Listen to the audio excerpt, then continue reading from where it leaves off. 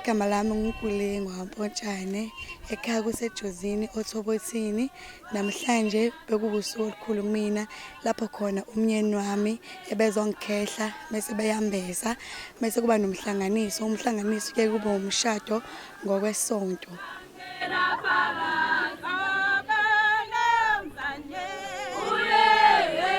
Lentokazi le ngahlangana naye esontweni ebuhleni.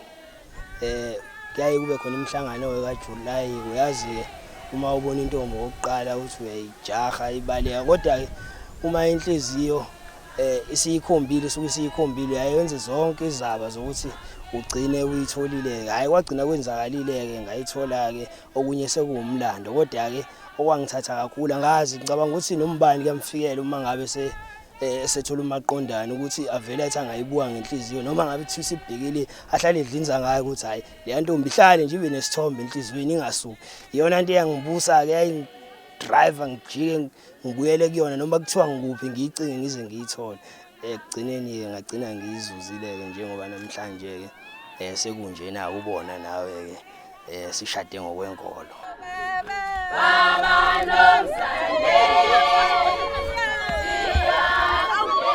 Baba kuhle ngalombona kwakusebuhleni sayinkosazana. So wayesime ngibize ekhuluma nje ngingamnaki nje. Kodwa kuhamba isikhathi ngibona ukuthi lo bhuti uyayihlupha ngami. Shuthi uyangithanda. Kuhamba isikhathi hayi sajwayelana saxoxa ngabona ukuthi ulo muntu engimdingayo empilweni yami.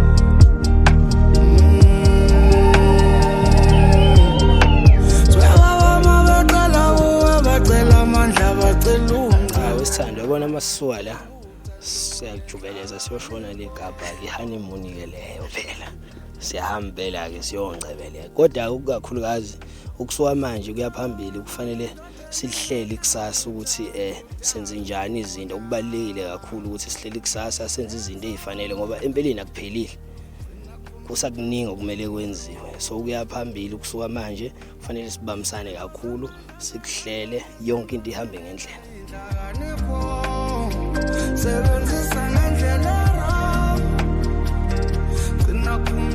Baba kuhle konke ngizothanda ukuthi nje kusuka manje kumele sichube senze ngalendlela besenza ngayo, indlela besiplana ngakhona ikusasa lethu. Akekho beplana yedwa, sobabili besiplana, akekho umuntu baba namaplani akhe. Ngifisa ukuthi kube njalo mina nawe size sibe izalukwazi sihlezi amaplanethi ahamba ndawonye yonke into. Uhlezi ungiseka. Imali uthini ngayo ufuna ibe njani imali? Imali phela la ekhaya iyasave, ingakho ngenza accounting kumele save imali ukuze sizoba nekusasa right nengane zethu. Imali eningi. Mesidla imali kumele phinde futhi sisebenze. Sikhohlwa amadumbe sidle nenyama. Hayibo. Imali sosebenze imali. Asidle imali. Sosebenze futhi. Bisukuba nemali. Eni wallet yami kumbe khanda lami lidume ngisafuna ukudla inyama. Eni ngikhohlwa amadumbe imeni boba ngibuze bisukuba nemali. Eni wallet yami kumbe khanda lami lidume ngisafuna ukudla inyama.